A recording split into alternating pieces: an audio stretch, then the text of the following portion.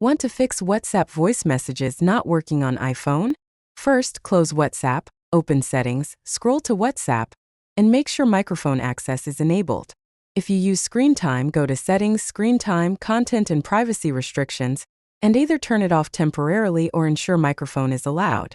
Next, swipe up or swipe and hold on newer models to close all apps so nothing else is using the microphone, and turn off Bluetooth to prevent the phone from routing audio to a disconnected device.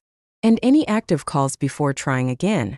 Then force restart the iPhone by pressing volume up, then volume down, then holding the side button until the Apple logo appears.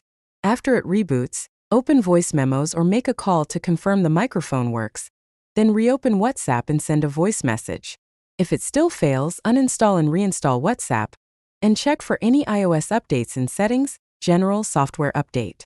If this helped you, tap like, drop your best WhatsApp tip in the comments, and subscribe for more quick fixes.